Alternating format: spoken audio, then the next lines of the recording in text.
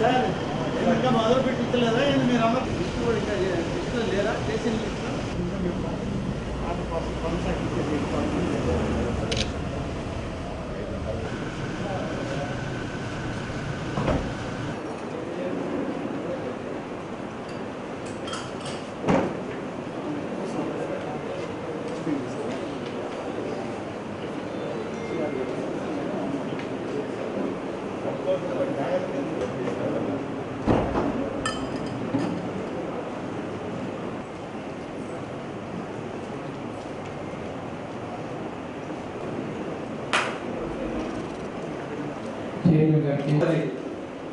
సమాచారం జడి ఫిషరీస్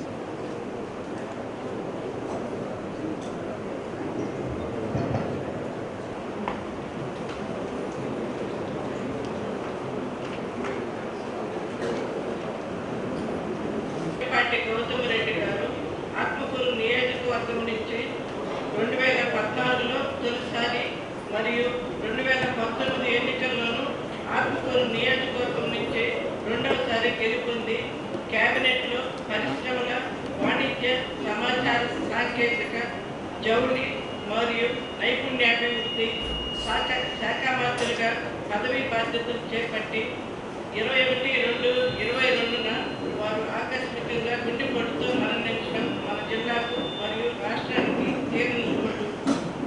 అలాగే మరణించిన పొదలకూరు ఎంపీపీ శ్రీమతి నిర్మల విజయమ్మ గారి ఆత్మకు శాంతి చేకూర్చాలని సభ్యులందరూ 2 నిమిషాలను మౌనం పాటిస్తారు.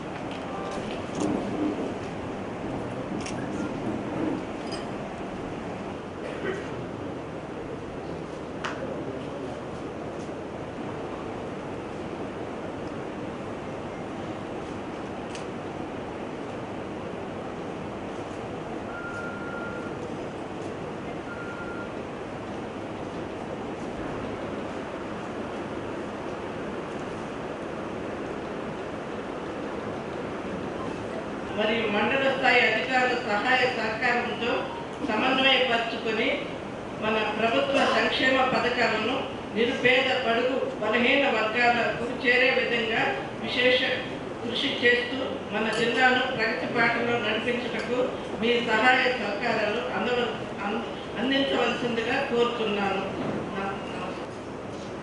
బి అనిల్ కుమార్ రెడ్డి గారు జెడ్పీటీసీ సభ్యులు కలువాయి వారు మత్స్యశాఖకు సంబంధించి ఈ దిగువ తెలుపు ప్రశ్నలకు సమాధానాలు కోరి ఉన్నారు. వాటిలో మొట్టమొదటి కలువాయి మండలం నందు Kaluvai fishermen cooperative society limited L987 Kaluvai నంబర్తో కలువాయి సొసైటీ సభ్యులను ఎంతమందికి 2-వీలర్ 3-వీలర్ మరియు 4-వీలర్స్ ఇచ్చి ఉన్నారు. వారి పేర్లు వివరములతో సహా వెహికల్ నంబర్తో సహా ఇవ్వాల్సిందిగా కోరి ఉన్నారు. అదేవిధంగా దగ్గర నుండి ఇప్పటి వరకు ఎంతమంది దగ్గర ఫిజికల్గా ఆ వెహికల్స్ ఉన్నాయి, లేని వారి మీద ఫిషరీస్ వారు ఇప్పటి వరకు ఎలాంటి చర్యలు తీసుకున్నారు అనే విషయాలను వారు అడిగి ఉన్నారు.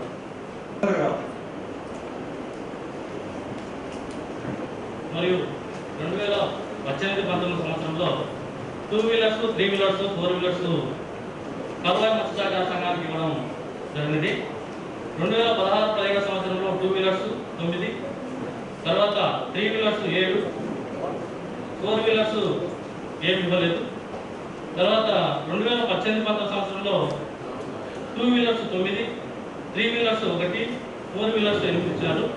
మొత్తము ఈ 2 సంవత్సరాలకు గాను 34 వెహికల్స్ 2-వీలర్స్ 3-వీలర్స్ 4-వీలర్స్ ఇవ్వడం జరిగింది. వీటిని ఇచ్చిన వెంటనే అందరికీ పంపిణీ చేయడం జరిగింది. పంపిణీ చేసిన తర్వాత మేము క్వశ్చన్ ఇచ్చిన తర్వాత మనము వాళ్ళను అక్కడ మా ఫిషరీస్ డెవలప్మెంట్ ఆఫీసర్, తర్వాత విలేజ్ ఫిషరీస్ అసిస్టెంట్, వాలంటీర్స్ అందరూ పోయి సర్వే చేయగా వాటిలో 2010 2-వీలర్స్ 18 గాను 10 2-వీలర్స్, 3-వీలర్స్ 8 గాను 7, 4 చక్రాల వాహనాలు 8 గాను 7 మాత్రం వాళ్ళు చూపించడం జరిగింది. రిమైనింగ్ ఒక 2 వీలర్స్ మిగతా 10 ఇంకా చూపించలేదు. అవి వారు లబ్ధిదారులు చెన్నై, తర్వాత బెంగళూరు, మన హైదరాబాద్కు వలస పోవడం జరిగిందని తెలియజేశారు. కాబట్టి వాళ్ళు వచ్చిన వెంటనే మళ్ళా చూపించడానికి అవకాశం ఉంటుంది. 2 వీలర్స్ డిస్పోజ్ చేసినారని దాదాపు ఎంక్వైరీ చేసిన ప్రకారం చైర్పర్సన్ గారికి అదే సమాధానం ఇచ్చారు సార్. కానీ ఎంత వాళ్ళు ఏమి వెరిఫై చేసి రిపోర్ట్ ఇచ్చారు, వీళ్ళందరూ ఎస్టీస్ అని రిపోర్ట్ ఇచ్చారు. వీళ్ళలో ఎంతమంది ఎస్టీస్ ఉన్నారు అనేది కూడా తెలియదు వాళ్ళకి.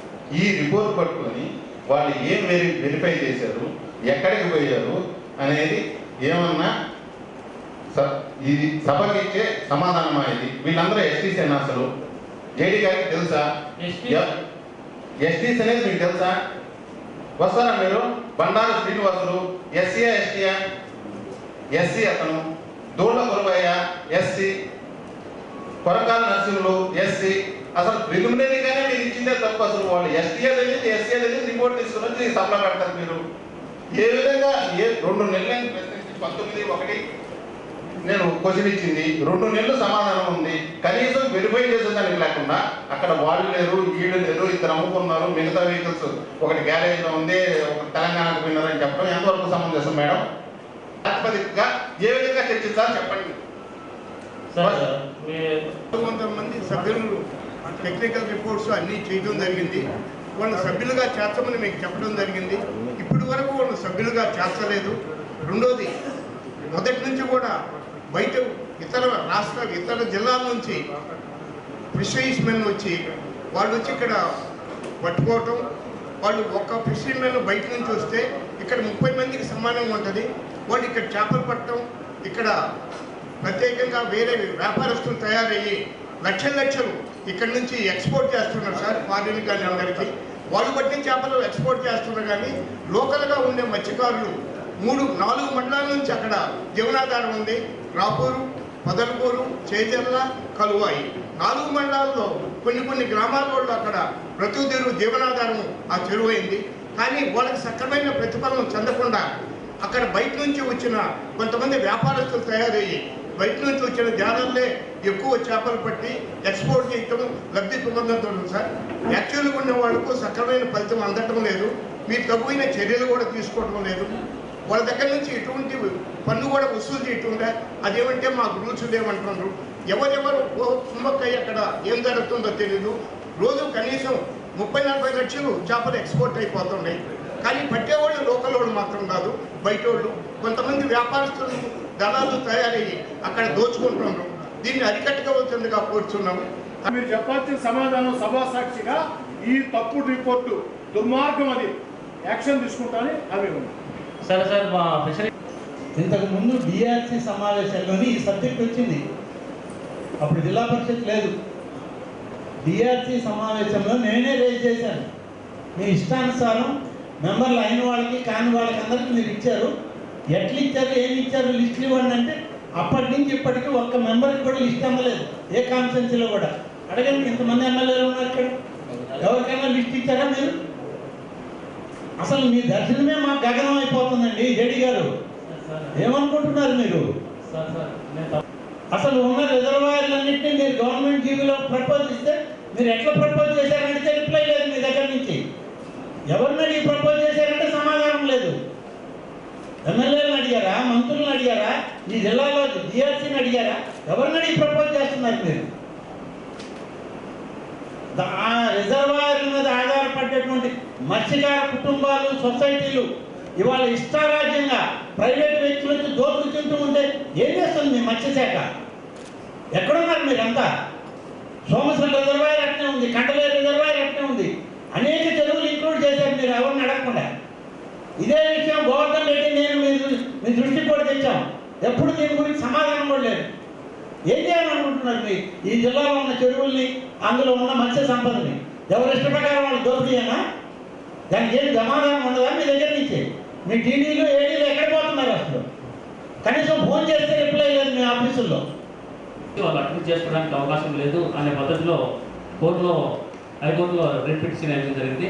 ఆ శాసనసభ్యులు అదేవిధంగా ప్రదేశ సభ్యులు వారు అడిగినటువంటి వాటి పూర్తి సమాచారం దాంతోపాటు తీసుకోవాల్సిన చర్యలన్నింటినీ కూడా తీసుకోవాల్సిందిగా రికార్డ్ చేయాలి. సిబ్బంది విధులు నిర్వహిస్తున్నారు. మిగిలిన నర్సింగ్ సిబ్బంది మరియు క్లాస్ 4 సిబ్బంది కోసం అంటే 14 మధ్య టీవీసీ నుంచి సిహెచ్సిగా దాదాపు 450 బిల్డింగ్లు కట్టాలి. అన్ని వస్తువులు ఉన్నాయి. అయితే డాక్టర్లు లేరు, స్టాఫ్ లేరు, సిబ్బంది లేరు. చాలా దారుణం సార్. అది ఒకప్పుడు ఇంజనీర్ పిఎస్సీ అంటే జిల్లాలో నెంబర్ 1 92 మధ్య దాదాపు డైలీ 34 యాభై చేశారు. ఒక రోజు కార్యక్రమం. అంతేకాకుండా డైలీ 3 ఊపియాడ 100 అయిపోయింది. అటువంటి హాస్పిటల్ తీసుకుంటే మీరు ఆ సీట్ అదే చేసి సార్ ఏమి కలిపి రోడ్డు వస్తు లేదు, బిల్డింగ్ బాగుంది, బిల్డింగ్ ఎటువంటి వస్తు లేదు. సెకండ్ డేట్లో ఫైల్ ఉంది. ఆ ఫైల్ వచ్చిన తర్వాత ఆయన కొన్ని విధంగా డీటెయిల్గా ఇవ్వగలుగుతారు ఇన్ఫర్మేషన్. పైన వారిని ప్రోత్సహిస్తున్నటువంటి అధికారుల పైన మీరు తీసుకున్న చర్యలు ఏమిటి ప్రశ్న అడిగి ఉన్నారు. శ్రీత జిల్లా అటవీ శాఖ అధికారి నెల్లూరు వారిని మునిగిపోయినాయి. 5 నియోజకవర్గాలకు నీళ్లు ఇవ్వడానికి, చెన్నైకి నీళ్లు ఇవ్వడానికి 23 గ్రామాల్లో ఉన్న ఎస్సీ ఎస్టీ కుటుంబాలు ఇవాళ అన్యాయం అయిపోతున్నారు. కండలేరు రిజర్వాయర్లో ఎవరికి ఏం పట్టదు, మీ జేడీ గారికి అసలు పట్టదు. ఏమంటే ఫిషరీస్ డిపార్ట్మెంట్ అక్కడ చేపలు పట్టుకుని బినామీగా చేపలు పట్టుకుని ప్రతి రోజు 30-40 లక్షలకి చేపలు అమ్ముకుంటుంటే దాంట్లో అందరూ భాగస్తులే. ఈ డిపార్ట్మెంట్ అంతా భాగమే, దాంట్లో ఏం వ్యాపారం ఏం లేదు. జిల్లాలో ఒక నెల్లూరు జిల్లాని కాదు, ఆంధ్ర రాష్ట్రంలోనే గత పాలకులు చేసినటువంటి పనుల వల్ల 22A కింద చుక్కల భూముల కొన్ని వేల కుటుంబాలు, ఒక రకంగా చెప్పాలంటే లక్షల కుటుంబాలు ఇబ్బందులు పడే పరిస్థితి. ఉదాహరణకి ఆస్తి నాది, నేను అమ్ముకోవాలంటే అమ్ముకోలేను. బిడ్డల చదువుల కోసం ఆ యొక్క ల్యాండ్ అమ్మాలంటే మీది నిషేధిత భూముల చట్టం కింద ఉంది, రిజిస్ట్రేషన్ జరగవు. బిడ్డల పెళ్లిళ్ళ కోసం ఆస్తి అమ్మాలంటే అమ్మే పరిస్థితి లేదు. దీనికోసం గత పాలకులు చేసినటువంటి పని వల్ల అనేక సంవత్సరాలుగా కొన్ని లక్షల కుటుంబాలు ఇబ్బందులు పడుతూ ఉన్నాయి. ఈ పరిస్థితుల్లో ఎంత దారుణమైన పరిస్థితి వచ్చిందంటే, నేనేదో మీకు ఉపన్యాసంగా చెప్పడం కాదు, పేర్లు చెప్పడం కరెక్ట్ కాదు, కానీ ఒక పెళ్లి కూడా, ఒక జంట కూడా విడిపోయింది. నెల్లూరు ముఖ్యంగా ప్రభుత్వ ఉద్యోగస్తులు, రిటైర్డ్ ప్రభుత్వ ఉద్యోగస్తులు మార్కెట్ వాల్యూ కూడా చాలా దగ్గర గత అనేక సంవత్సరాల ముందు భూములు కొని ఉంటే అది అమ్మాలంటే కూడా అమ్మలేని పరిస్థితి. ప్రభుత్వం వేలం వేసిన భూములు అనేక మంది కొంటే అది అమ్మాలంటే అమ్మలేని పరిస్థితి. ఏమని రిజిస్టర్ ఆఫీసుకు పోతే 22A నిషేధిత భూముల చట్టం కింద మీ యొక్క సర్వే నెంబర్ ఉంది, చుక్కల భూముల సమస్యల వల్ల ఇబ్బందులు ఉన్నాయని చెప్పారు. దీని మీద ఎమ్మెల్యేలు చాలా మంది, జిల్లాలో ఉండే ఎమ్మెల్యేలు కానీ, ఎంపీలు కానీ, ప్రజాప్రతినిధులు కానీ అనేక సంవత్సరాలుగా ఆవేదన చెందుతూ ఉన్నారు, అధికారులకి చెప్తూనే ఉన్నారు. కానీ ఎట్టకేలకి గత కలెక్టర్ల హయాంలో ఒక్క అడుగు కూడా ఇది ముందుకు పడలేదు. కానీ చక్రధర గారు కలెక్టర్గా వచ్చిన తర్వాత ఆయన దీని మీద వేగవంతంగా స్పందించారు, చురుగ్గా స్పందించారు. ముఖ్యంగా నెల్లూరు నగరంలో ఆర్టీఓలకి, ఎంఆర్ఓలకి ప్రత్యేకంగా ఆదేశాలు ఇచ్చి వేగవంతంగా ఆ యొక్క పనులు మొత్తం కూడా ముందుకు తీసుకొని వచ్చి తన పరిధిలో ఉన్నటువంటి ఆ యొక్క నిషేధిత భూముల చట్టం కింద తన పరిధిలో ఉన్నటువంటి వాటన్నిటిని కూడా తొలగించారు. ఆ నిషేధిత భూముల చట్టం కింద ఉన్నటువంటి ఆ యొక్క భూముల్ని లేకుండా చేశారు. కొన్ని వేల కుటుంబాలు సంతోషపడ్డాయి. కానీ కొన్ని సర్వే నెంబర్లు కొన్ని కారణాలతో అది గవర్నమెంటే చేయాల్సిన పరిస్థితి. దాన్ని కూడా జిల్లా కలెక్టర్ చక్రధర్ గారు చొరవ తీసుకొని ప్రభుత్వానికి అవన్నీ కూడా పంపించారు. CCLRలో నుంచి గవర్నమెంట్ కూడా పోయింది. అయితే అవన్నీ కూడా గవర్నమెంట్ చేయాలంటే రాష్ట్రం నుంచి కొన్ని లక్షల ఫైళ్లు కాబట్టి క్లియర్ చేసే పరిస్థితి ఉండదు. కాబట్టి గౌరవ ముఖ్యమంత్రి వైఎస్ జగన్మోహన్ రెడ్డి గారు ప్రత్యేకమైన శ్రద్ధ తీసుకుని ఈ 22A నిషేధిత భూముల చట్టం కింద ఆ యొక్క రిజిస్ట్రేషన్ కాకుండా అన్న భూముల్ని, చుక్కల భూముల సమస్యల్ని ప్రభుత్వం చేయాల్సిన అవసరం లేదు, జిల్లా కలెక్టర్లకే అధికారులు ఇస్తున్నారని చెప్పని స్వయంగా మన ప్రీతం ముఖ్యమంత్రి వైఎస్ జగన్మోహన్ రెడ్డి గారు స్పష్టమైన ఆదేశాలు ఇచ్చారు. అందుకు ఇక్కడ ఉన్న సభ్యులందరూ కూడా చప్పట్ల ద్వారా మన ప్రీతం ముఖ్యమంత్రి జగన్ గారికి ధన్యవాదాలు తెలియజేయాలని కోరుకుంటూ ఉన్నారు. జీవోలో స్పష్టంగా ఇవన్నీ కూడా జిల్లా కలెక్టర్లకి అధికారం అప్పచెప్పారు. దీంట్లో సార్ వైఎస్ జగన్మోహన్ రెడ్డి గారు ఆదేశాలతో ఈ జీవో ఇచ్చిన ముఖ్యమంత్రి గారికి కూడా రెవెన్యూ సెక్రటరీ గారికి కూడా జిల్లా కలెక్టర్ సెక్రటరీ గారు ప్రత్యేకంగా మాట్లాడి సార్ దీంట్లో ఉన్న సాధక బాధకాలు ఇవి కొన్ని లక్షల ఫైళ్లు రాష్ట్ర రెవెన్యూ సెక్రటరీ క్లియర్ చేయాలంటే చేయలేరు అని చెప్పని జిల్లా కలెక్టర్ సెక్రటరీ గారు అక్కడ కూడా చొరవ తీసుకుని ఒక రకంగా జిల్లాకే కాదు రాష్ట్రానికే మన కలెక్టర్ గారు మేలు చేశారని చెప్పని కూడా మేము ముందు మనవి చేసుకుంటున్నాం సార్. ఓ నెల రోజుల్లో 15 రోజులు, వారానికి 3 రోజులు, వారానికి 3 రోజులు జిల్లా రెవెన్యూ యంత్రాంగం అన్ని పనులు పక్కన పెట్టి 22A చుక్కల భూముల సమస్య మీద దృష్టి పెట్టి వేగవంతంగా పరిష్కరించి వాళ్ళు ప్రభుత్వ కార్యాలయాలకు వచ్చి కావటం కాకుండా ఆ యొక్క ఉత్తర్వుల్ని వాళ్ళ ఇళ్లకి వాలంటీర్ ద్వారా చేర్పించగలిగితే ముఖ్యమంత్రి గారి ఆశయం నెరవేరుతుంది. దీని మీద ఖచ్చితంగా జీవో కూడా వచ్చింది కాబట్టి జిల్లా కలెక్టర్ గారు రెవెన్యూ యంత్రాంగం వేగవంతంగా చొరవ తీసుకుని ఏప్రిల్ ఆఖరి నాటికి ఈ జిల్లాలో నిషేధిత భూముల చట్టం కింద ఆగిపోయిన భూముల్ని, చుక్కల భూముల సమస్యల్ని పూర్తి స్థాయిలో పరిష్కరించాలని చెప్పని మీరు రికార్డు చేసి జిల్లా కలెక్టర్ గారికి తెలియజేయాలని చెప్పని కోరుకుంటున్నాను సార్. నెల్లూరు రూరల్ నియోజకవర్గం నగర కార్పొరేషన్ పరిధిలోని 12వ డివిజన్ వాలెట్పల్లిలో కొన్ని వేల మందికి ఇళ్ల స్థలాలకి మనం స్థలాలు రెడీ చేశాం. కానీ ఆ స్థలాల్లో లెవలింగ్ సరిగా లేక గుంటలుగా ఉన్నాయి కాబట్టి దయచేసి దీని మీద స్పందించండి అని చెప్పని అడిగినప్పుడు చేసి హరీంద్ర ప్రసాద్ గారు చాలా స్పష్టంగా ఈ సభ సాక్షిగా, మంత్రుల సాక్షిగా, అందరి సాక్షిగా చెప్పిన మాట 15 రోజుల్లో ఈ సమస్యని పూర్తి స్థాయిలో పరిష్కరిస్తానని చెప్పాడు. నేను 15 రోజులు చేస్తే చాలా సంతోషం సార్, ఒక నెల రోజుల్లో అయినా సరే దీన్ని చేయండి అని చెప్పని జేసీ గారికి చెప్పడం జరిగింది. వాళ్ళు సరేనని చెప్పని మాట ఇచ్చారు. మీరు కూడా అప్పటికి సీఓగా ఉన్నారని చెప్పి అనుకుంటూ ఉన్నాను. అంటే జేసీ గారు లేకపోవచ్చు కానీ మీరు ఉన్నారు. అప్పటికి 5 నెలలైంది అడుగు ముందుకు పడ్డా. ఇది ఎంతవరకు సమంజసం? ఒక జాయింట్ కలెక్టర్ గారు సంబంధించి లేఅవుట్ నేను ఇంతవరకు చూడలేదు. సో ఫస్ట్ లాగా నేను విజిట్ చేస్తాను. అక్కడ స్పెసిఫిక్గా ఏమైనా ఇష్యూస్ రైజ్ చేసినట్టు ఏమైనా ఉంటే కూడా ఖచ్చితంగా చూసి వాళ్ళే జిల్లా కలెక్టర్ గారితోనూ మరియు జేసీ రెవెన్యూ గారితోనూ కూడా మేము చిన్న మీటింగ్ పెట్టుకునేసి మీకు మేము అప్రైజ్ చేస్తాం. చుక్కల భూమి అని ఎవరు అనువాదం చేశారో నాకు తెలియదు కానీ జనం మాత్రం చుక్కలు చూస్తారు. దీనివల్ల ఈ మధ్య ఒక ఉపాధ్యాయుడి ఇల్లు ఈ డాటెడ్ ల్యాండ్గా ఉంది అని చెప్పి అని అంటే వాళ్ళ అబ్బాయి విదేశాలకి చదువుకోవడానికి లోన్ కావాలి అని బ్యాంక్కి వెళితే నా అభ్యర్థన మేరకు జాయింట్ కలెక్టర్ గారు ఆ బ్యాంకు మేనేజర్కి ఫోన్ చేసి పాపం ఇబ్బంది పడుతున్నాడు, లోన్ ఇవ్వండి అని అడిగితే జేసీ రెవెన్యూ చెప్పినా కూడా బ్యాంక్ వాళ్ళు ఒప్పుకోలేదు, ఇవ్వలేదు. అతని చదువు ఆగిపోయింది. ఇప్పుడైనా స్టేట్గా నేను మన సీసీఎల్ఏ కూడా పోయించాను. అది చూస్తే మహాసముద్రం, అక్కడేమీ ఇది అయ్యేటట్టుగానే కనపడలేదు. ఆల్రెడీ వాళ్ళు ఒకసారి పరిశీలనకు వచ్చి కొన్ని అభ్యంతరాలు కూడా చెప్పినట్టు సీసీఎల్ఏ సెక్రటరీ గారు చెప్పొచ్చు. సరే ఏమైనా ఇప్పుడు ఒక రూపానికి ఇది వచ్చినప్పుడు తొందరగా పరిష్కారం కావాలనేది నేను కోరేది. ఎయిడెడ్ పాఠశాలలు, విద్యా సంస్థలు తమకు తాముగా ప్రభుత్వానికి ఆస్తులతో సహా వాటిని అప్పచెప్పేటట్టుగా అయితే మేము వాటిని చేపట్టి నిర్వహిస్తాము అని చెప్పి ఉత్తర్వులు ఇచ్చారు. ఆ మేరకు జిల్లాలో కూడా ఉదారంగా కొన్ని సంస్థలు మా ఆస్తులతో సహా జిల్లా పరిషత్తుగా అప్పచెబుతాము. చిన్న విషయం కాదు. ఉదాహరణకి జిల్లా వాకాడు పాఠశాలని మనకిచ్చారు. ఇందుకూరుపేట. అంతేకాదు వాకాడు మండల కేంద్రంలో మన జిల్లా పరిషత్ స్కూలే లేదు.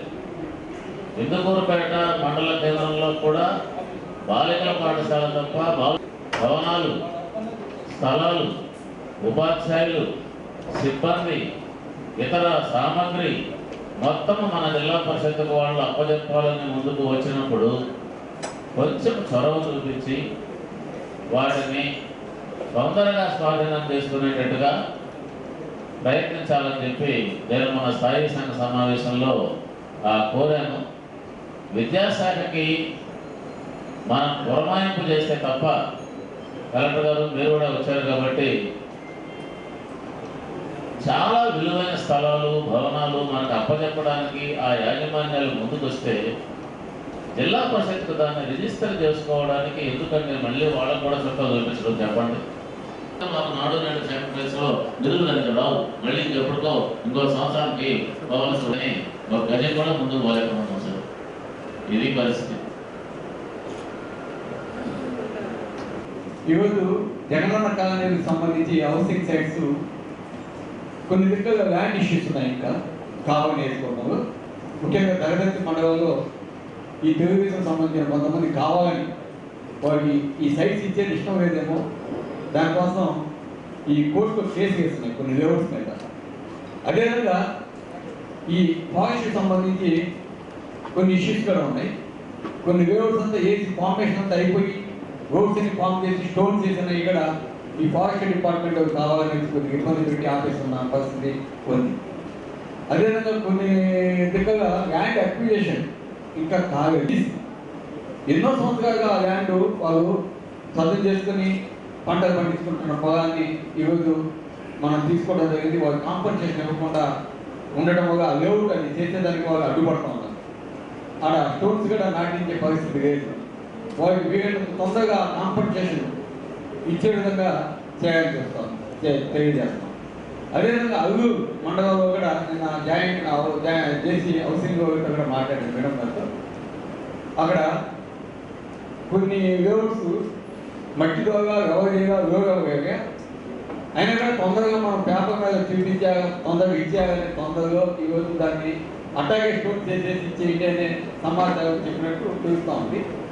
అది మాకు కానీ మా నాయకుడు జగన్మోహన్ రెడ్డి గారు ఈరోజు ఒక మంచి ఆశయంతో ముందుకు పోతా ఉన్నారు. మాకు సెక్రటరీ వచ్చే అవకాశం ఉంది కాబట్టి వాటన్నిటిని కూడా తొందరగా అన్ని రోడ్స్ ఏ విధంగా చేసామో అదేవిధంగా డెవలప్ చేయించి నీట్గా రోడ్స్ ఫామ్ చేసేసి మనం ఇస్తే బాగుంటుంది అనేది నా మమ్మీ. తప్పకుండా వీలైనంత తొందరగా ఈ డెసిషన్ తీసుకొని చేస్తే మనం పేద ప్రజలకి మంచి చేసినట్టు అవుతుందని నా మండలం ఆదుపల్లి గ్రామంలో జగనన్న లేఅవుట్ కూడా పట్టాలు డిస్ట్రిబ్యూట్ చేశామండి. కానీ డిస్ట్రిబ్యూట్ చేసిన తర్వాత ఇప్పుడు దాంట్లో నేషనల్ హైవే అవుతుంది. కంప్లీట్ ఆల్మోస్ట్ 80% లేఅవుట్లో నేషనల్ హైవే అవుతుంది.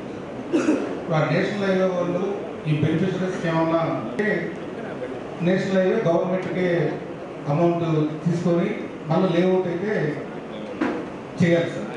ఎందుకంటే నేషనల్ హైవే కంప్లీట్గా దాని మీదే ఆ లేఅవుట్ మీద మనం డెవలప్ చేసిన లేఅవుట్లో బెనిఫిషరీస్ డిస్ట్రిబ్యూట్ అయిన తర్వాత ఇప్పుడు మ్యాపింగ్ జరిగింది నేషనల్ హైవే.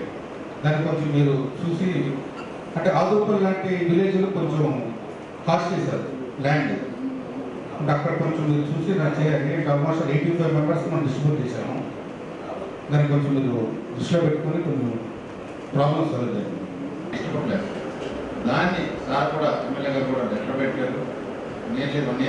విలేజెస్ వచ్చి స్టాండర్డ్స్ ఉన్నాయి సార్. దానికి మాదన గారి ఎందుకంటే సార్ అది 15 కిలోమీటర్లు రామగారిపల్లి నుంచి ఇక్కడికి రావాలని సైట్ అంతా కూడా హౌసెస్ ఇచ్చింది మనం డెవలప్ చేస్తున్నాము. వాళ్ళు జడ్పీటీసీ సభ్యులు పాల్గొసారది కానీ మన అనిల్ రెడ్డి గారిని చెప్పిన వాటిల్లో అవి ప్రతిరోజు వార్తల్లో ఉన్నాయి. కానీ ఈరోజు జేసీ గారు మాత్రం ఎక్కడా ఇబ్బంది పడద్దు, మేము తప్పకుండా కూడా తీసుకుంటాము అని చెప్పడం జరుగుతాం. గతంలో 8 లక్షల టన్నులు వచ్చాయి, తీసుకున్నారు. ఈసారి కూడా దాదాపు 12 లక్షల టన్నులు వచ్చేదానికి ఇవాళ అవకాశం ఉంది. మరి ఏ విధంగా తీసుకుంటారా, మరి ఏ విధంగా వీళ్ళకి న్యాయం చేస్తారా అనేది ఈ పంటని చెప్పాల్సినటువంటి పరిస్థితి మనందరి మీద కూడా ఉంది. మీ మీద కూడా కాదు, మా మీద కూడా ఉంది.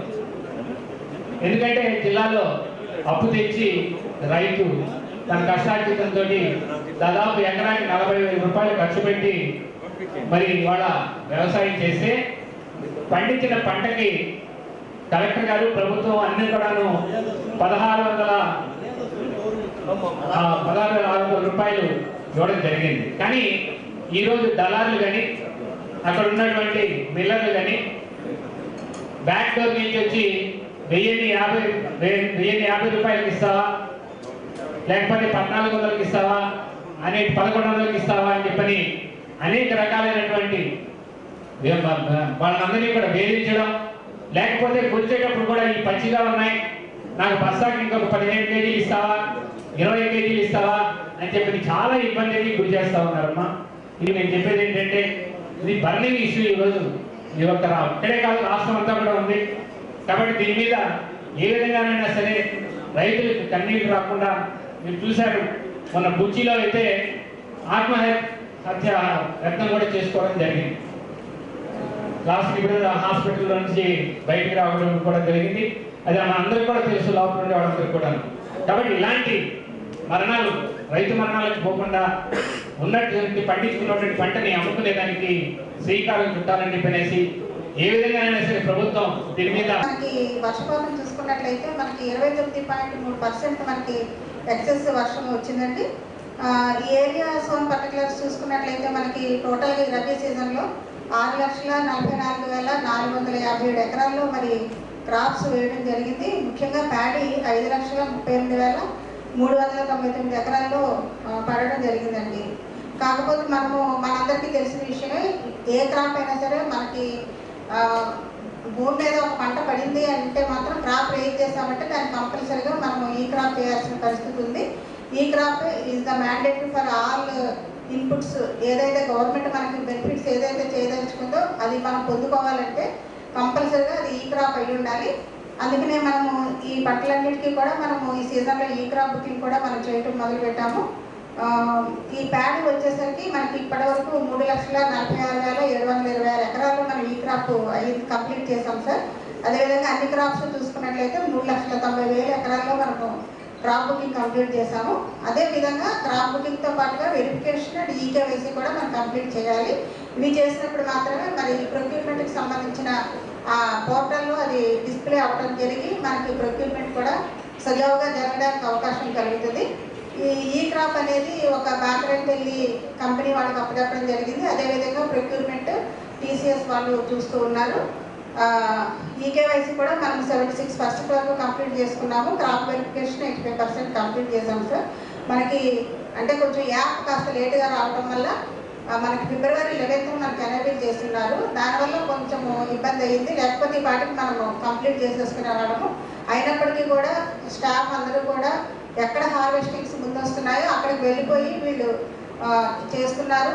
అదేవిధంగా ఎటువంటి ఇబ్బంది లేకుండా మేము ఈ క్రాప్ బుకింగ్లో మేము చేస్తున్నాం సార్.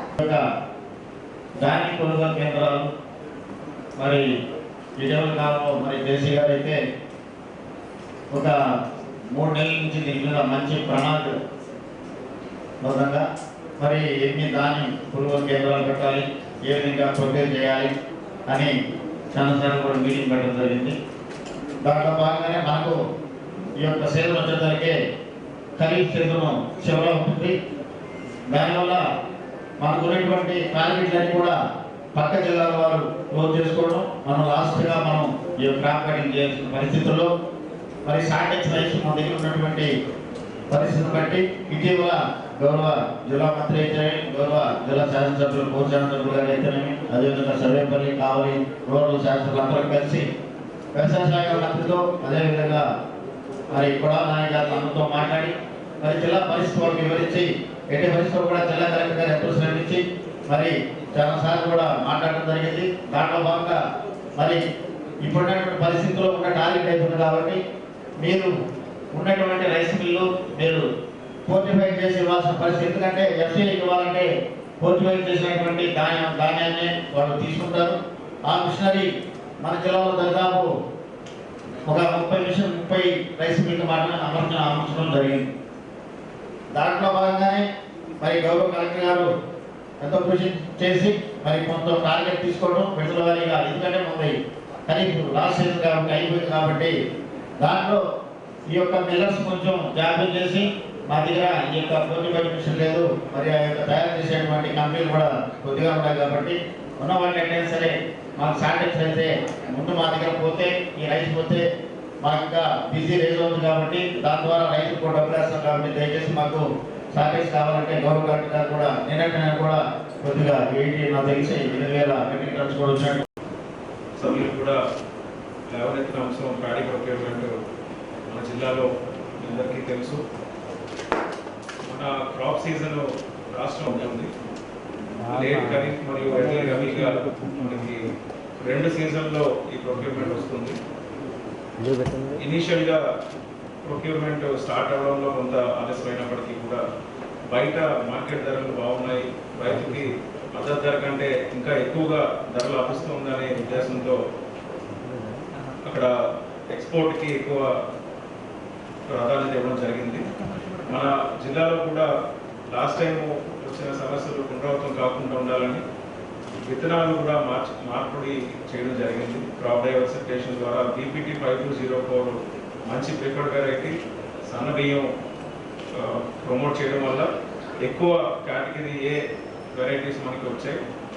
వీటిని కూడా ప్రొక్యూర్ చేయడానికి గవర్నమెంట్కి నివేదిక పంపించాము. వెంటనే అది ఎనేబుల్ చేశారు. గౌరవ ముఖ్యమంత్రి గారు మన జిల్లా పట్ల ఖచ్చితంగా సానుకూలంగా స్పందిస్తున్నారు. ఇప్పటికీ 1,40,000 మెట్రిక్ టన్నుల ప్రొక్యూర్మెంట్ కూడా జరిగింది. ప్రతిరోజు సగటున 6,000 నుంచి 7,000 మెట్రిక్ టన్నులు ప్రొక్యూర్మెంట్ జరుగుతోంది. ఇందులో బీపీటీ 5204 వెరైటీ కూడా ప్రొక్యూర్ చేస్తున్నాం. NLR 3449 కూడా ప్రొక్యూర్మెంట్ జరుగుతోంది. ఎక్కడైనా గ్రామ స్థాయిలో ఎక్కడైనా సమస్యలు వస్తే వెంటనే పరిష్కరించడానికి కూడా చర్యలు తీసుకుంటున్నామని తెలియజేస్తున్నాను. ముఖ్యంగా మన జిల్లా వరకు అడిషనల్గా ఒక 3 డెసిషన్స్ గవర్నమెంట్ నుంచి కమ్యూనికేట్ అయ్యాయి. మీ అందరికీ కూడా సభాముఖంగా తెలియజేయాలని అనుకుంటున్నాను. మొదటిది రైస్ మిల్లర్స్కి బకాయిలు పూర్తి స్థాయిలో చెల్లిస్తారు. ఈ సీజన్ పూర్తయ్యేలోపు వారికి బకాయిలు వస్తాయి. వారికి బీజీలు తెచ్చుకోవడానికి సమస్య ఉంది కాబట్టి 1:2 పర్మిట్ చేశారు. వాళ్ళు ఇచ్చిన బీజీ అమౌంట్ కంటే 2 మనం ప్యాడీ వారికి ట్యాగ్ చేయడానికి అవకాశం వచ్చింది. సో అన్ని మిల్స్ కూడా వారికి కూడా ఈ విషయం తెలియజేశాం. వారిని సహకరించి ప్రొక్యూర్మెంట్ మరింత ఎక్కువగా జరగడానికి వారు ముందుకు రావాలని కూడా తెలియజేయడం జరిగింది. రెండవది, ఇతర జిల్లాల నుంచి కూడా మన డిస్ట్రిక్ట్లో ప్యాడీ తీసుకోవడానికి మిల్స్ని ట్యాగ్ చేస్తున్నాము. డెఫిసిట్ డిస్ట్రిక్ట్స్ అయిన ప్రకాశం, కడప ఇటువంటి జిల్లాల నుంచి కూడా మిల్లర్స్కి ఇక్కడ ప్యాడీ తీసుకునే విధంగా, అందులో ట్రాన్స్పోర్టేషన్ ఛార్జెస్ 50-50 బేసిస్లో ఇస్తున్నారు. ఒక 50% మిల్లర్ భరించాలి, 50% గవర్నమెంట్ ఇస్తుంది. అలా ఎంతమంది అయితే ముందుకు వస్తారో అంతమందికి మనం ప్యాడీ ప్రొక్యూర్మెంట్కి అవకాశం కల్పించడానికి గవర్నమెంట్ మనకి పర్మిషన్ ఇచ్చారు. మూడవది, అన్ని వెరైటీస్ కూడా, అది ప్రిఫర్డ్ వెరైటీ అయినా కామన్ వెరైటీ అయినా సరే ప్రొక్యూర్ చేయడానికి పర్మిషన్ ఇవ్వడం జరిగింది. ఆ విషయాన్ని రైతులకి కూడా మనం తెలియజేస్తున్నాం. ఆర్బీకే ద్వారా కూడా ప్రొక్యూర్మెంట్ మరింత సజావుగా జరగడానికి అన్ని మిల్స్ని కూడా ట్యాగ్ చేసి ప్రొక్యూర్మెంట్ ముందుకు వెళ్ళడానికి పర్మిషన్ ఇవ్వడం జరిగింది. ముఖ్యంగా మనకి ప్యాడీ తీసుకున్నాక రైస్ ఇవ్వడానికి 1 మంత్ టైం ఉంది. ఈ 1 మంత్లో వాళ్ళు ఫార్టిఫికేషన్ మెషిన్స్ కూడా పెట్టుకోవచ్చు. మిల్లర్స్ కూడా మనం రిక్వెస్ట్ చేసాం. వాళ్ళకు కూడా బిల్స్ రాగానే ప్రతి మిల్లర్ కూడా ఖచ్చితంగా మెషిన్ పెట్టుకోకపోతే రానున్న రోజుల్లో మనం పీడిఎస్లో ఇచ్చే రైస్ కూడా ఫార్టిఫైడ్ రైస్ కాబట్టి వారికి ఖచ్చితంగా అది ఎన్షూర్ చేయాలి. మనం అందరం కూడా జిల్లాలో ఉన్న మిల్స్ అందరికీ మెషిన్స్ పెట్టుకునే విధంగా మీరు చర్యలు తీసుకుంటారని కూడా విజ్ఞప్తి చేస్తున్నాను. ముఖ్యంగా గౌరవ సభ్యులందరూ కూడా మండలాల్లో మీ పరిధిలో ఉన్న మిల్స్ని వారితో మాట్లాడి వారు ఖచ్చితంగా ఈ మెషిన్లు ఏర్పాటు చేసుకోకపోతే ప్రొక్యూర్మెంట్ అనేది ఇబ్బంది అవుతుందనే విషయాన్ని తెలియజేసి వారి చేత ఇవన్నీ పెట్టించాల్సిందే కూడా విజ్ఞప్తి చేస్తూ ఈ ప్రొక్యూర్మెంట్ ఇంప్రూవ్ చేయడానికే ఇస్తున్నాం. గవర్నమెంట్లో ఆర్థిక ఇబ్బందులు ఉన్నప్పటికీ కూడా గౌరవ ముఖ్యమంత్రి గారు మన జిల్లాకు రావాల్సిన ఈ 128 కోట్ల రూపాయల బకాయిలు త్వరలోనే మొత్తం రిలీజ్ చేస్తారని తెలియజేసినందుకు ఈ సందర్భంగా సభాముఖంగా గౌరవ ముఖ్యమంత్రి గారికి జిల్లా రైతాంగం తరఫున కూడా నేను ధన్యవాదాలు తెలియజేస్తున్నాను. నియోజకవర్గంలో రైతులు ఇబ్బంది పడి ముందుగా తీసుకుని మిల్లుల్లో దించాల్సిన పరిస్థితి ఏర్పడింది. దాన్ని రిక్వెస్ట్ చేస్తే జేసీ గారు ట్యాగింగ్ చేయమని చెప్పడం కూడా జరిగింది. అవన్నీ తోలిన తర్వాత కూడా ఇప్పుడు ఇంచుమించు ఫిబ్రవరిలో ఫిబ్రవరి 1st వీక్ 2nd వీక్ వచ్చింది ఎక్కువ. ఇప్పుడు వరకు పేమెంట్ కాలేదు సార్. అయ్యి ఆ పేమెంట్లు కూడా తొందరలో వచ్చేటట్టు మీరు రిక్వెస్ట్ చేయాల్సిందిగా మీకు విజ్ఞప్తి చేస్తున్నాం. ఆర్బీకేల్లో అదేవిధంగా మిల్లర్స్ కొనుగోలు చేసినట్టు కూడా తిరిగి పాస్ పుస్తకాలు తీసుకొని మిల్లర్స్ డబ్బులు ఇచ్చేసి ఆ రోజు 50 లాఖ ఆ రోజు రేట్లో కొని ఈరోజు మిల్లర్స్ లాక్కొడుతున్నారు సార్. చాలామంది మిల్లర్స్లో 50 లాఖ కొన్న వాళ్ళు కూడా మళ్ళా రైతు దగ్గర పాస్ పుస్తకాలు తీసుకొని మీకు పాస్ పుస్తకం ఇస్తేనే డబ్బు కొడతాం, లేకపోతే కొట్టమని వాళ్ళు బెదిరించి పాస్ పుస్తకాలు తీసుకోవడం జరుగుతుంది సార్. ఆ పరిస్థితిలో రైతు ఇబ్బంది పడుతున్నాడు, నిజంగా కావాల్సిన రైతు ఎనగబడిపోతున్నాడు. దాని మీద కూడా ప్రత్యేక శ్రద్ధ చూపించాల్సిందిగా మీకు విజ్ఞప్తి చేస్తున్నాం. అలాగే మనం ఇంకా లెవెలింగ్ టేకప్ చేయాల్సిన లేఅవుట్స్ ఎన్ఆర్ఈజిఎస్లో పెట్టి శాంక్షన్ అవన్నీ 19 లేఅవుట్స్ సంబంధించి ఈరోజు గవర్నమెంట్ కూడా నివేదిక పంపించాం. ఇవన్నీ కూడా త్వరలోనే మంజూరు అవుతాయి. ఈ లేఅవుట్స్లో కూడా హౌసింగ్ గ్రౌండింగ్ చేయడానికి మీరందరూ కూడా సహకరించాల్సిందిగా విజ్ఞప్తి చేస్తున్నాను. మన జిల్లాలో ఇంతవరకు 73,000 పైచిలకు గృహాలు మనం మంజూరు తీసుకున్నాం. వాటిలో బేస్మెంట్స్ వరకు తీసుకురానివి ఇంకా 48,000 పైచిలకు ఉన్నాయి. సో వీటన్నిటి మీద కూడా ప్రతి ఒక్కరూ సహాయ సహకారాలు అందించాల్సిందిగా, ఈ స్కీమ్ గవర్నమెంట్ ప్రయారిటీగా తీసుకుంది కాబట్టి మనం అందరం కూడా ప్రత్యేక శ్రద్ధ పెట్టి దీన్ని విజయవంతం చేయాల్సిందిగా అందరికీ కూడా విజ్ఞప్తి చేస్తున్నాం. ఈ బిల్స్ ఇష్యూస్ అన్నీ కూడా మేము కాన్స్టెంట్గా పర్సూ చేస్తున్నాం. మనకి ఏప్రిల్ 1 నుంచి ఇవన్నీ రిలీజ్ అవుతాయి. ఎక్కడైనా ఇంకా సమస్యలు పరిష్కారం కానట్లయితే 10వ తారీఖు తర్వాత మా దృష్టికి తీసుకురావాల్సిందిగా కూడా విజ్ఞప్తి చేస్తున్నాం. 20,000 కోట్ల రూపాయలతో ధరల స్థిరీకరణ నిధి ఏర్పాటు చేస్తాం. నిరోధనలో భాగంగా 1,00,000 టన్నుల ధాన్యం కొంటే ప్రభుత్వానికి 100 కోట్ల రూపాయల నష్టం వస్తుంది. ఇప్పటికీ ఇతర జిల్లాలలో 37 లక్షల టన్నుల ధాన్యం కొన్నారు. దానివల్ల 3,700 కోట్ల రూపాయల నష్టపోతుంది అనేటువంటి సివిల్ సప్లైస్ ఏంటి అంచనా వేశారు. ముఖ్యమంత్రి గారు ఒకటే మాట చెప్పాడు, 3,000 కోట్ల 4,000 కానీ 4,500 కానీ 5,000 కానీ రైతులకు సంబంధించి అండగా నిలవాల్సినటువంటి అవసరం ఉంది అని చెప్పి స్పష్టమైనటువంటి హామీ ఇచ్చాడు. దానికి సంబంధించి నెల్లూరు జిల్లాలో అధికారులు, వ్యవసాయ శాఖ అధికారులు ఒక 15 లక్షల వరకు ఉంటుందన్నారు. నేను శాసనసభ్యులు అందరం కలిసి కూడా commissioner civil supplies, MD civil supplies, ఈ civil supplies minister, agriculture minister అందరితో కూడా సమావేశం అసెంబ్లీ జరిగేటప్పుడు అయితే సమస్య ఏంటంటే ఎఫ్సిఐ ఏదైతే ఉందో గతంలో సార్టెక్స్ కావాలి అని చెప్పింది. సార్టెక్స్ కి సంబంధించినటువంటి ఎక్విప్మెంట్ ఇచ్చుకున్నారు. ఈ సంవత్సరం వచ్చేటప్పటికి ఫోర్త్ బెడ్ కావాలి అని అన్నారు. ఫోర్త్ బెడ్ కి సంబంధించినటువంటి రిక్వైర్మెంట్స్ ఇతర జిల్లాల బాగా ఇప్పుడు మనది చివరి జిల్లా అయింది కాబట్టి ఖచ్చితంగా ఫోర్త్ బెడ్ కి సంబంధించినటువంటి రిక్వైర్మెంట్ కావాలన్నారు. కాబట్టి దానికి సంబంధించి బీపీటీలకి సమస్య వచ్చింది. వస్తే బహుశా జిల్లా కలెక్టర్ గారు సీఎం ఆఫీస్తో మాట్లాడి ముఖ్యమంత్రి గారి దృష్టికి సమస్యను తీసుకువెళ్ళి దాన్ని అసలు ఎనేబుల్ చేయించాం. ఫస్ట్ అసలు ఎనేబుల్ కాలేదు, బీపీటీ దానికి లేదు. మార్కెట్లో ఈరోజు ఉండేటువంటి పరిస్థితుల్లో తెలంగాణ సోనా ఏదైతే ఉందో తెలంగాణ జీలకర్ర అనేటువంటిది అది మద్దతు ధరలు కాబట్టి దానికి సంబంధించి రైతులు బయట అమ్మేస్తున్నారు, సమస్య లేదు. బీపీటీకి సంబంధించి ఏదైతే 5.04 ఉందో దానికి సంబంధించి కూడా ఏదో కొంత గిట్టుబాటు వస్తుంది, కొంత మనం సేకరిస్తున్నాం. ఎన్ఎల్ఆర్ 3,449కి సంబంధించి రేట్ తక్కువ ఉంది. ఇక్కడ ప్రధానమైన సమస్య ఏంటంటే ఎన్డీసీఎంఎస్ చైర్మన్ కానీ సెంట్రల్ బ్యాంక్ చైర్మన్ కానీ చెప్పినట్టుగా ఇక్కడ నుంచి మనం ధాన్యం పంపించిన తర్వాత మిల్లర్ల దగ్గర దించుకోవడంలో జాప్యం జరిగేటువంటి మాట వస్తున్నారు. ఆ మిల్లర్లు అక్కడికి వెళ్ళిన తర్వాత బేరసారాలు సాగిస్తున్నారు. కొంతమంది మిల్లర్లు అయితే మీరు ఆ డబ్బులు చేయండి ప్రభుత్వానికి, ఎందుకంటే మన ధాన్యం కొనుగోలు కేంద్రం ద్వారా పంపించాం కాబట్టి మద్దతు ధర రైతుకు పడిపోతుంది.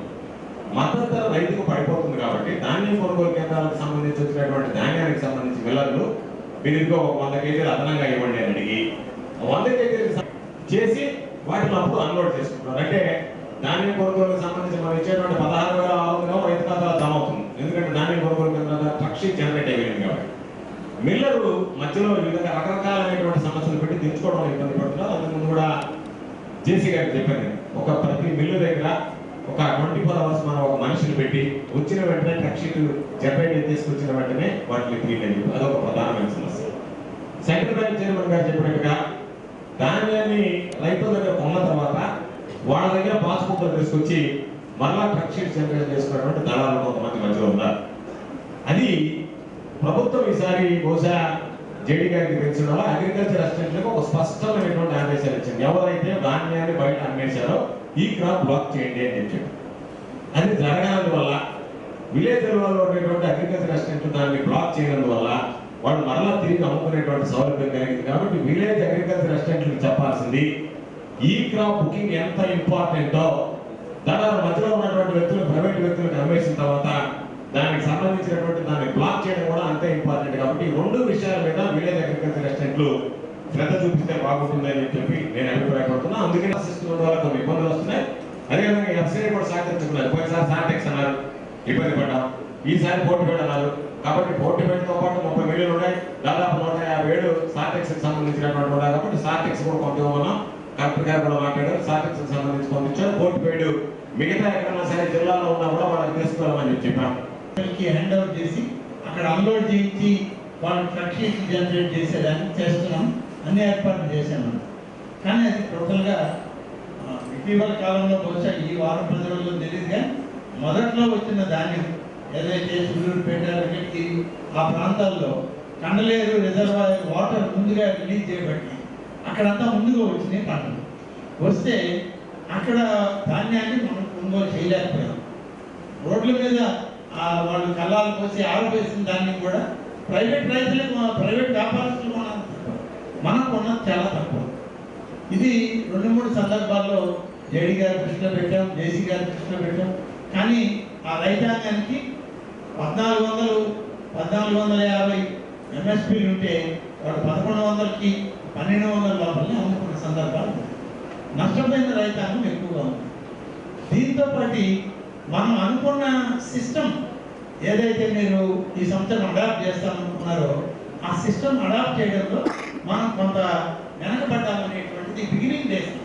తర్వాత మీకు స్ట్రీమ్ లైన్ అయిందేమో తెలియదుగా బిగినింగ్ డేస్లో దాన్ని మనం పోగొట్టుకోవడం, కొంత కాన్ఫిడెన్స్ రైతులకి ఇవ్వలేకపోయాం. రెండవది సార్, మాకు 75 కేజీల బస్తాకి 9 కేజీలు తరగంటున్నారు. వాళ్ళు అన్లోడ్ చేసుకునే దగ్గర దీన్ని బేరం పెడుతున్నారు. మేము 9 కేజీలు బస్తాకి వాళ్ళకి ఇస్తామని అంటే వాళ్ళు ఏమంటున్నారంటే ఎవరైతే 15 కేజీలు 20 కేజీలు ఇస్తామని రైతు అంటాడో వీడు 3 రోజులు 4 రోజులు ఉండలేక రైతు ముందుగా ఎక్కువ ఇస్తానంటే దాన్ని అన్లోడ్ చేశారు. తక్కువ ఇస్తామన్నది లేదా మీ నామ్స్ ప్రకారం ఇస్తామన్నది వాళ్ళు అన్లోడ్ చేయట్లేదు. చాలా ఇబ్బంది జరిగింది. నేను బిగినింగ్ డేస్లో జరిగే ఇన్ని ఇష్యూస్ ఆ రోజు మనం డిస్ట్రిక్ట్ అగ్రికల్చర్ మీటింగ్లో కూడా మనం డిస్కస్ చేసాం. అన్నిటికీ ప్రత్యేక శ్రద్ధ తీసుకుంటున్నామని చెప్పారు, కానీ జరగలేదు. ఇవాళ ఈ దీనికి ఇప్పుడు జడ్పీటీసీ అనిల్ మాట్లాడారు. ఇది లాస్ట్ ఇయర్ కూడా మనకు కొంత ప్రాబ్లం వస్తే కమిషనర్ మార్కెటింగ్తో మాట్లాడితే ఆయన కొంత వెసులుబాటు ఇచ్చి పర్చేస్ చేయడం జరిగింది. అప్పుడు మీరు కూడా కమిషనర్తో మాట్లాడడం ఇదంతా జరిగింది. సార్ ఇవాళ రబీకి క్రాప్ ఇన్సూరెన్స్ లేదు అనేటువంటిది గవర్నమెంట్ పాలసీ అయితే సీడ్ సప్లై చేసింది ఎవరు సార్ వాళ్ళకి? టోటల్ ఒక్క మండలంలో ₹1 కోటి సీడ్ ప్రభుత్వం ఇచ్చింది. 75% సీడ్ నిధులు ఖర్చు పెడితే 25% రైతు పెట్టుకుంటే మొత్తం సీడ్ మనం ఇచ్చాం. ఎక్కడైనా చూడండి, ఈవెన్ ప్యాడీలో కానీ మరొక దాంట్లో కానీ మనం సీడ్ సప్లై చేశాక ఆ సీడ్ కానీ జనరేట్ కాకపోయినా, సీడ్లో నుంచి ఫలితం రాకపోయినా దాని రెస్పాన్సిబిలిటీ కంపెనీస్ ఇస్తుంటే కంపెనీస్ ఇవ్వకుండా గవర్నమెంట్ ఆఫీస్ నుంచి సప్లై చేస్తుంటే మనదే రెస్పాన్సిబిలిటీ. ఇవాళ స్పెషల్ సిఎస్ గారు నాకు డీటెయిల్ నోట్ పంపండి అని అంటే పంపించండి, తప్పలేదు. కానీ ప్రయత్నం అయితే చేయాలి. ఎవరైతే ప్రభుత్వం విత్తనం మనమే ఇచ్చామో ఆ విత్తనం ఇవాళ మొలకెత్తని పరిస్థితి వస్తే దానికి కాంపన్సేషన్ ఇవ్వాల్సిన బాధ్యత మరి ప్రభుత్వం మీదనే ఉంటుంది. దీన్ని క్లియర్గా మనం అన్ని ఎవిడెన్సెస్ పెట్టి అగ్రికల్చర్ డిపార్ట్మెంట్కి కానీ పంపించగలిగితే అక్కడ మీరు కానీ మేము కానీ స్పెషల్ చీఫ్ సెక్రటరీతో, మంత్రి గారితో, అవసరమైతే ముఖ్యమంత్రి గారి దృష్టికి కూడా తీసుకెళ్ళి దీనికి నష్టపరిహారం రైతులకు ఇప్పించే ఏర్పాటు చేయాల్సిన అవసరం ఉంది. శాసనసభ్యులు గారు రేస్ చేసినటువంటి ప్రశ్నకు సమాధానం కన్సర్న్ మనపోతు మండలం వడ్లపూడి రిజర్వ్ ఫారెస్ట్ నందు పాలిచర్లపాడు నుండి వడ్లపూడి గ్రామంలో కలుపు మార్గము రిజర్వ్ ఫారెస్ట్ కాదు, కానీ అందులో నూతనంగా అంటే మన కృష్ణపట్నం పోర్టుకి లింక్ కింద రైల్వే లైన్ అనేది శాంక్షన్ చేయడం జరిగింది. గౌరవ శాసనసభ్యులు గారు నాకు 7వ తారీఖు ఫిబ్రవరి దానికి సంబంధించినటువంటి ఇమేజ్ నాట్వాన్స్తో పాటు దీని మీద ఏం చర్య తీసుకున్నారని అడగడం జరిగింది. సో దాని వడ్లపూడి రిజర్వ్ ఫారెస్ట్ నుంచి ఎటువంటి నదులు లేవు, ప్లస్ ఆ రిజర్వ్ ఫారెస్ట్ నుండి అక్రమంగా ఇసుక అనేది తరలించలేదు శాసనసభ్యులు. సో ఆ రోడ్ ఏదైతే ఉందో ఆ రైల్వే ట్రాక్ అక్రమంగా ఉండేది. ఆ రైల్వే ట్రాక్ సర్వీసింగ్ కోసం ఆ డైవర్షన్ ప్రపోజల్లో పాటుగా తయారు చేసిన రోడ్ అనమాట. దాంట్లో వాళ్ళు తీసుకెళ్ళింది కానీ రిజర్వ్ ఫారెస్ట్ నుంచి తీసింది కాదు. పైగా అంతేకాకుండా వెడ్లపూడి గ్రామ రిజర్వ్ ఫారెస్ట్ నుండి అక్రమంగా ఎటువంటి ఇసుకను తరలించలేదు. వెళ్ళి ఒక ఎస్టీ తీసుకెళ్ళి తన కస్టడీలో పెట్టుకున్నాడు. ఎస్టీ ఏమంటే నీ దగ్గర తుపాకీ ఉందంట తెమ్మన్నాడు. నా దగ్గర తుపాకీ లేదయ్యా. దాని మీద 5 రోజులు ఇల్లీగల్ డిటెన్షన్ చేసిన తర్వాత నా దృష్టికి వస్తే చెప్తే ఆ రోజు ఎఫ్ఐఆర్ కట్టి డిమాండ్ పెట్టాడు. వాడు కేసు ఇస్తే మరి డిఎంఓ గారు చెప్పారు, ఎవరు చెప్పారు తెలియదు, నీకెందుకు నేను చూసుకుంటాను వెళ్ళండి అని చెప్పారు. అంటే ఎస్టీలకు సంబంధించినటువంటి వాళ్ళ మీద మీరు దాడులు చేస్తారా? దాని మీద నేను అడిగేది ఏంటంటే ఎస్సీ ఎస్టీ కేసు ఇచ్చిన వాళ్ళ వైపు దాని మీద ఎస్పీ గారికి డైరెక్ట్ చేసి ఏం జరిగింది, అసలు వాస్తవం, ఎన్ని రోజులు ఇల్లీగల్గా డిటెన్ చేశారా లేదా, చేసేటువంటి అధికారం హక్కు అటవీ శాఖ ఎవరిచ్చారు? ఎస్టీని తీసుకెళ్ళి మీ ఇష్టానుసారంగా మీరు డిటెన్ చేసేటువంటి అధికారం ఎవరిచ్చారు? ఈ 2 అంశాల మీద నేనేమంటానంటే ఆల్రెడీ వాళ్ళు కేసు ఇచ్చుండాలి. ఇచ్చిన దాని మీద మీరు ఎస్పీ గారికి డైరెక్ట్ జరిగిందా లేదా, వాస్తవం జరగలేదు తీసేయండి, వాస్తవం జరిగింది యాక్షన్ తీసుకోండి కన్సర్న్ మీద ఎవరైనా సరే. ఎందుకంటే మాకు అధికారం ఉంది కదా అని ఇష్టారాజ్యంగా పాపం అణగారినటువంటి వర్గాల మీద వాళ్ళు తీసుకెళ్ళి నోరు లేదు కదా అని చెప్పి వాళ్ళ మీద దాడులు చేయడం అనేటువంటిది ఎవరో సహించడానికి పరిస్థితి. వాళ్ళు బయట సమాజంలో వచ్చి మాట్లాడకపోవచ్చు, మీడియా ముందు పాపం గొంతెత్తలేకపోవచ్చు.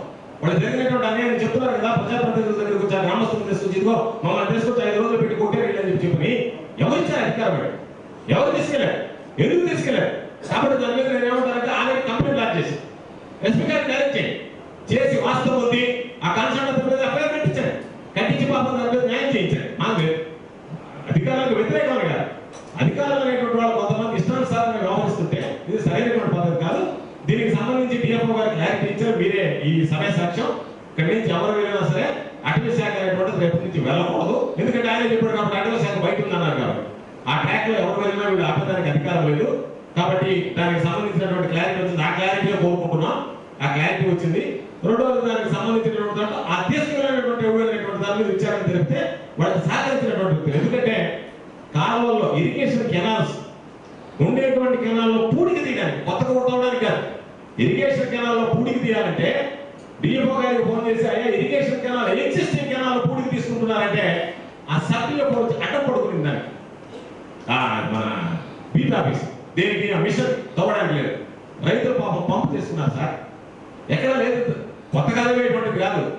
ఉన్నటువంటి ఇరిగేషన్ కెనాల్ రైతులకు సంబంధించి పూడికి తీసుకోవడానికి వాళ్ళు జరిగినటువంటి ఫ్లడ్స్ లో మేము మిషన్ పెట్టలేము అంటే పర్మిషన్ ఇచ్చిన తర్వాత మీరు ఎఫ్ఐఆర్ లో వర్క్ శాంక్షన్ చేసిన తర్వాత జిల్లా కలెక్టర్ గారు ఆ శాంక్షన్ అనేటువంటి వర్క్ ఎగ్జిక్యూట్ చేయడానికి ఉన్నటువంటి దాంట్లో మేము కొత్త దాంట్లో కాదు, ఉన్నటువంటి దాంట్లో ఇప్పుడే చెప్పాడు సత్యనారాయణ రెడ్డి, మామూలుగా లాడీలో వెళ్ళిపోతా ఉన్నాయి రోడ్లు అని చెప్పి అది కూడా కోసం చెప్పతారు ఏమైనా దానికి కూడా అది మా అటవీ పరిధిలో లేదని చెప్పి చెప్తాను, అది కూడా కనుక్కున్నాం. కాబట్టి దీనికి సంబంధించి స్పెసిఫిక్ గా ఈ 2 ఇష్యూస్ మీద విచారణ చేయాల్సిందిగా నేను మీ ద్వారా కోరుతున్నాను. CRF central funds, road funds నుంచి వచ్చిన ఫండ్స్ లో ఎప్పుడు వేశారు ఫారెస్ట్ అబ్జెక్షన్? ఎన్ని రోడ్లు వేసారు మనం? కండలేరు రిజర్వాయర్ మునకలో ఆదురుపల్లి పెంచుకున్న రోడ్డు ముంపుకు గురైంది సార్. ఆల్టర్నేటివ్ రోడ్ ఇచ్చాం సార్. అలాగే మేమందరం గవర్నమెంట్లో ఉన్నాం. జిల్లా పరిషత్ చైర్మన్ గా గోవర్ధన్ రెడ్డి ఉన్నాడు. మేమందరం కాంపన్సేటరీ ల్యాండ్ ఇచ్చి రోడ్ ఫామ్ చేయించాం. ఇవాళ మనం పోయే పెంచుకున్న రోడ్డు కాంపన్సేటరీలో వచ్చిన రోడ్ సార్ అది. ఆ రోడ్డుకి సిఆర్ఎఫ్ ఫండ్స్ ఇస్తారంటే ఫారెస్ట్ ఆఫీసర్లు అర్థం చెప్తున్నారు. వాళ్ళకి ఏం సంబంధం సార్? ఒకసారి ట్రాన్స్ఫర్ అయిపోయింది ల్యాండ్. ఇరిగేషన్ డిపార్ట్మెంట్ ఆర్ఎండ్బి డబ్బులు ఇచ్చి ఆర్ఎండ్బి వాళ్ళు రోడ్డు వేశారు దాన్ని రియలైజ్ చేయడానికి సార్. ఇవాళ మెయింటెనెన్స్ 2 ఫ్లడ్స్ లో 2 సైక్లోన్స్ లో డ్యామేజ్ అయింది. తమను వచ్చారు లాస్ట్ మనతో ముందు మొత్తం గోతులు పడిపోతే కాంపన్సేషన్ దానికి మెయింటెనెన్స్ గ్రాంట్ శాంక్షన్ అయితే మెయింటెనెన్స్ చేయకుండా ఇవాటికి మీరు రండి సార్ నేను చూపిస్తాను. ఆ రోడ్లో అక్కడక్కడ మెటలు, అక్కడక్కడ తాగు డబ్బాలు ఇవన్నీ అక్కడికి వదిలేసి వెళ్ళిపోయారు కాంట్రాక్టర్. ఎందుకంటే వీళ్ళు వేయలే. ఎగ్జిస్టింగ్ రోడ్లో గుట్టలు కొడుకోవడానికి కూడా వీళ్ళ పర్మిషన్ ఏంటి సార్ మాకు? ఇక మేము గొడవ పోవాలి. దానికి పోతే వీళ్ళు ఎవరు చాలా బాగుంటుంది. ఇంకా దానికి తయారు కావాల్సిన పరిస్థితి ఏర్పడుతుంది. 3 సంవత్సరాలు ఎగ్జాక్ట్ ఒక 2-3 డేస్ లో ఇష్యూస్ రిజాల్వ్ చేద్దాం సార్. ప్లీజ్ సార్, ఎట్లా సీఎం గారి ప్రోగ్రామ్ చివరిగా కొత్త భవనాలు 12 లక్షల రూపాయలతో ఒక్కొక్క భవనం కొత్తలు కట్టుకోమని ఇచ్చారు సార్. అవి కొన్ని పడిపోయి కొన్ని కొత్తలు ఇచ్చారు. ఈ అంగన్వాడీ భవనాలకి టెండర్ ప్రాసెస్ పెట్టారు. బిల్డింగ్ కాస్ట్ వచ్చి 12 లక్షలు, టెండర్ అమౌంట్ దానికి కావాల్సిన కొంత అమౌంట్ దాన్ని మైనస్ చేస్తుంది.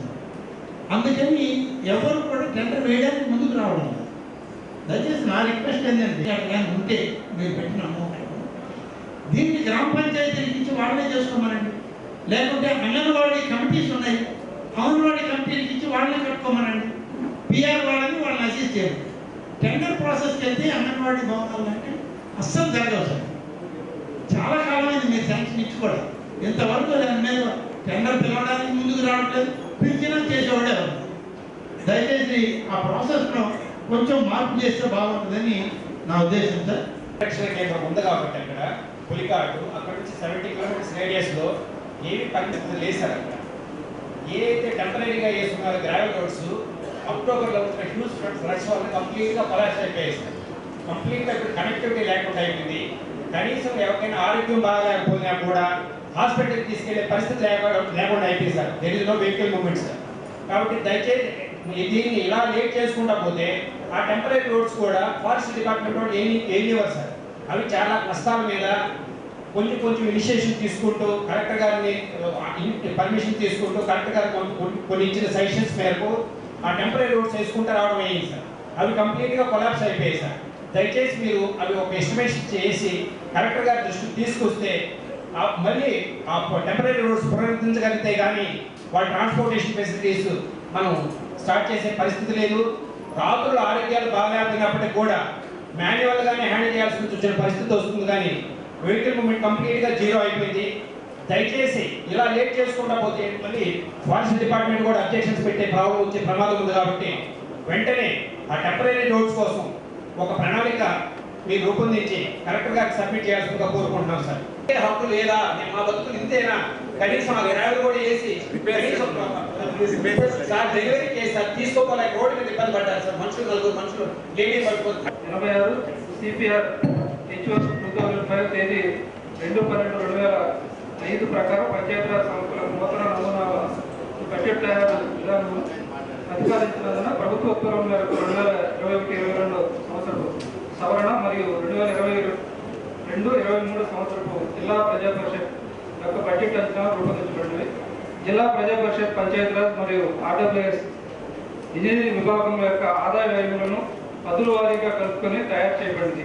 తదనుగుణంగా 2020-21 నికర ఆదాయం 395,23,36,552 రూపాయలు తీసుకొని వ్యయము 265,32,64,106 రూపాయలకు గాను 2021-22 సంవత్సరం బడ్జెట్ అంచనాలు 555,28,7,450 రూపాయల ఆదాయంగా 413,44,88,450 రూపాయల వ్యయంగా, అదేవిధంగా 2021-22 సంవత్సరంలో సవరించిన అంచనాల్లో 213,48,77,000 రూపాయల ఆదాయంగా 160,70,97,097 రూపాయల వ్యయంగా మరియు 2022-23 సంవత్సరపు బడ్జెట్ అంచనాల్లో 241,91,089,000 రూపాయల ఆదాయంగా తీసుకుని వ్యయముగా 214,48,70,000 రూపాయలు చూపించి బడ్జెట్ అంచనాలు తయారు చేయబడింది. 3,19,000 రూపాయలుగా మిగులు బడ్జెట్తో ఈ బడ్జెట్ అంచనాలు తయారు చేయబడింది. ఇవి గౌరవ సభ్యుల ముందు ఆమోదం కోసం పెట్టడం, అందరూ దీనికి సంబంధించి ఆమోదం తెలియజేయవలసిందిగా కోరుతున్నాం.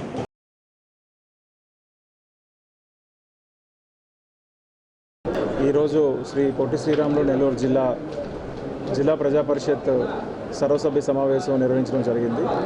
చైర్మన్ గారి అధ్యక్షతన ఈ జరిగిన సమావేశంలో గౌరవ శాసనమండలి సభ్యులు, శాసనసభ్యులు, శాశ్వత ఆహ్వానితులు, అలాగే జెడ్పీటీసీలు, ఎంపీటీసీలు అందరూ కూడా పూర్తి సంఖ్యలో పాల్గొన్నారు. జిల్లా అధికారులందరూ కూడా ఈ సమావేశానికి హాజరవడం జరిగింది.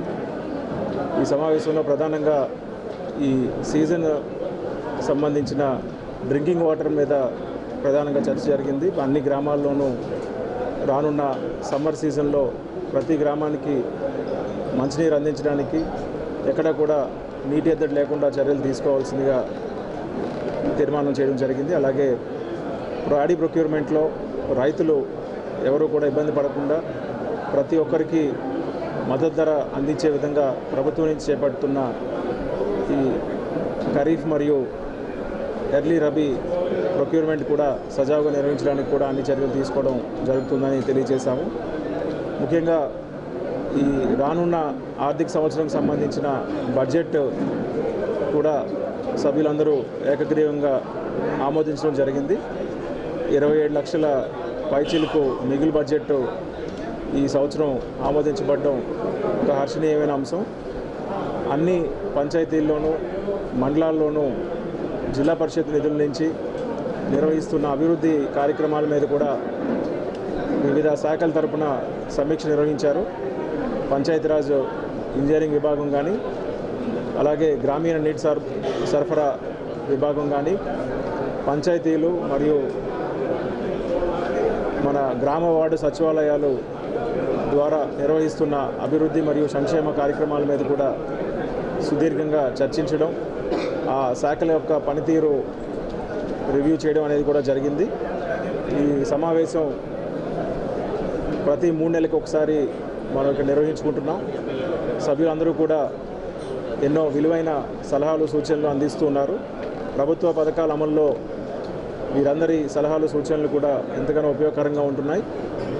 జిల్లా యంత్రాంగం అందరం కూడా వీటి మీద ఇమీడియట్గా చర్యలు తీసుకోవడం, మరింత మెరుగ్గా ప్రభుత్వ పథకాలు అమలు చేయడానికి ఈ సమావేశాలు ఎంతగానో ఉపయోగపడుతున్నాయని తెలియజేస్తూ, ఈరోజు తీసుకున్న నిర్ణయాల పట్ల వెనువెంటనే స్పందించి అన్ని డిపార్ట్మెంట్స్ కూడా తగు నిర్ణయాలు తీసుకొని వెంటనే వాటిని అమల్లోకి తీసుకురావాల్సిందిగా కూడా ఆదేశాలు జారీ చేయడం జరుగుతుందని తెలియజేస్తున్నాను.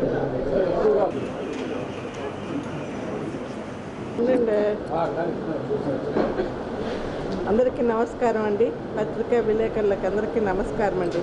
సభ్యులు మరియు అధికారులు సహకారంతో మీటింగ్ ప్రశాంతంగా జరిగిందండి. మీటింగ్ నందు ప్రజాప్రతినిధులు సమస్యలకు అధికారులు స్పందించిన వెంటనే చర్యలు తీసుకోవటం జరిగినది. నియోజకవర్గ ఎమ్మెల్యేలు, జడ్పీటీసీలు మరియు ప్రజాప్రతినిధులు అందరి సమన్వయ సహకారంతో జిల్లా ప్రజా పరిషత్ యొక్క 15వ ఆర్థిక సంఘ నిధులు జిల్లాలో సుమారు 12 కోట్లు మంజూరు చేయబడింది. భవిష్యత్తులో కూడా జడ్పీటీసీ సభ్యులకు వారి మండల అవసరాల నిమిత్తం ప్రభుత్వ నిధులు అందుబాటులో తీసుకురావటం జరుగుతుందండి. అదే